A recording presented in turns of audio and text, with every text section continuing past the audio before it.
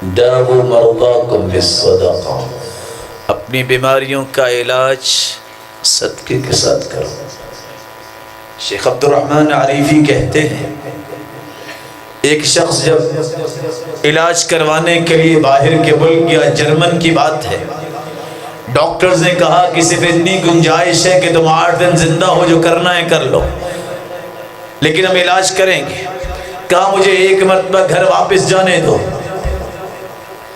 کہا گنجائش تو نہیں ہے، آپ کی مرضی ہے۔ وہاں سے واپس پلٹتا ہے، بازار کی طرف نکلتا ہے، کیا دیکھتا ہے کہ بوڑھی ماں گوشت کے ٹکڑے چن رہی ہے۔ پوچھا کیا بات ہے؟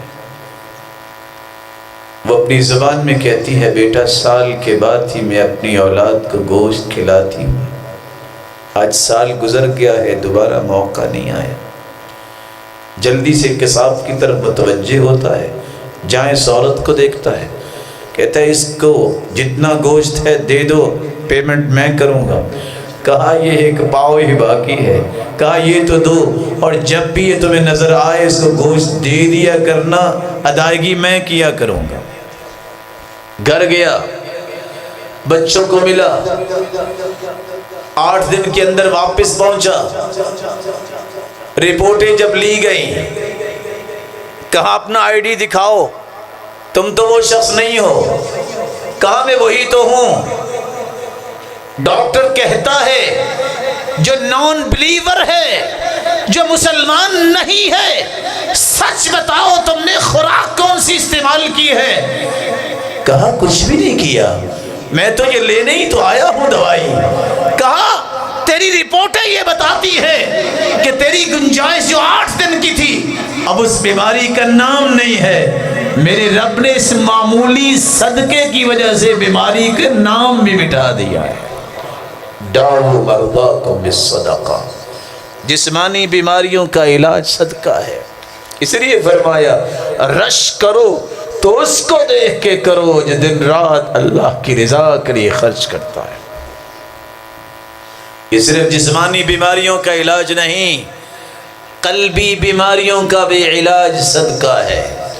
ایک شخص آتا ہے اللہ کے رسول کے پاس، فشکا الیہ قسوۃ قلبی، اللہ کے رسول دل بڑا پتھر ہے، کبھی رونا نہیں آیا، کیسے ملائم ہو سکتا ہے، کیسے نرم ہو سکتا ہے؟ فرمایا 2 کام کر لو، یہ بیماری آج ہی ختم ہو جائے گی۔ کون سے کام؟ اطعم المسکین وامسح رأس الیتیم، مسکین کو کھانا کھلاؤ، یتیم کے سر پہ ہاتھ رکھو، اس کی کفالت کرو، اسے تعلیم دلواؤ۔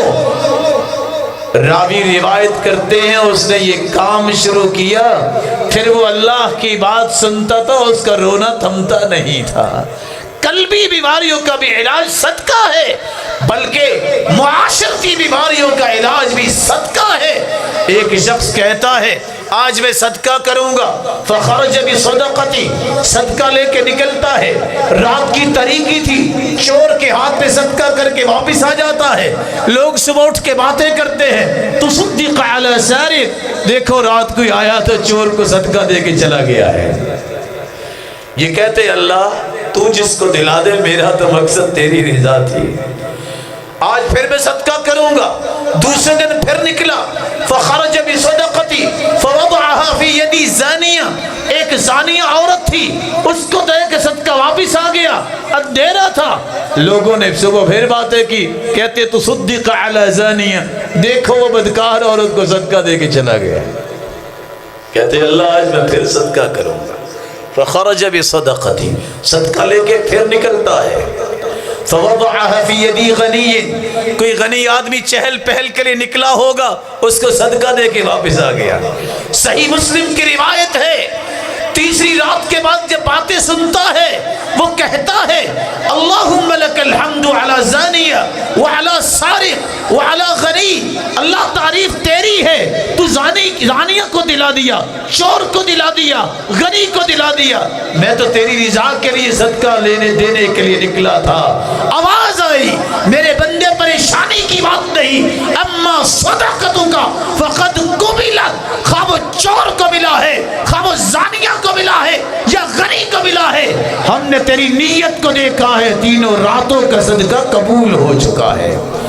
پھر اعلان کیا، دوسری خوشخبری سنائی، فَلَعَلَّ الزَّانِيَةَ تَسْتَعِفُ بِهَا عَنْ زِنَاهَا، زانیہ کچھ کھا کے ہی زندہ تھی، تیرے صدقے کا مال جو اخلاص کے ساتھ تو نے پیش کیا، خوش ہو جاؤ، اس نے زندگی کے گناہوں سے توبہ کر لی ہے، اب وہ نیک بن گئی ہے تیرا مال کھانے سے۔ وَلَعَلَّ السَّارِقَ يَسْتَعِفُ بِهَا عَنْ سَرِقَتِهِ، تھا تو وہ چور کھا کے زندہ تھا، تیرا صدقہ جب اس کے پیٹ میں پہنچا ہے، اس نے زندگی کی چوریوں سے توبہ کر لی ہے۔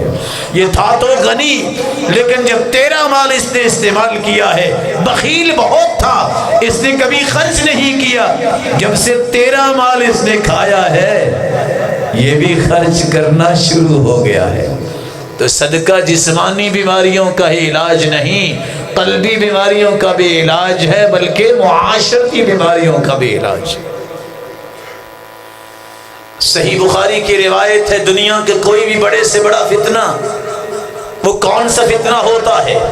فتنۃ الرجل فی اہلہ ومالہ ونفسہ وولدہ وجارہ، کبھی فتنہ انسان کے اپنے اندر ہوتا ہے، نماز نہیں پڑھتا فتنے میں پڑ گیا، حرام کھاتا ہے فتنے میں پڑ گیا، کبھی فتنہ اولاد میں ہوتا ہے، اولاد نہ ہو تو بے اولاد ہونے کا فتنہ، لوگ تانے دیتے ہیں، اولاد ہو بد ہو جائے تب بھی فتنہ، پڑوسی کا فتنہ، اگر اکیلا کہیں گھر بنا لے تو پھر خوف کا فتنہ، اگر پڑوسی ہے لیکن نیک نہیں ہے، گانے باجے کرنے والا ہے تب بھی فتنہ، بیوی کا فتنہ، شادی نہیں کی تو شیطان ورگلاتا ہے، شادی کی ہے عورت نیک نہیں ہے تب بھی فتنہ، مال ہے نہیں فقیری کا فتنہ، مال ہے لیکن حرام کا ہے تو یہ بھی فتنہ۔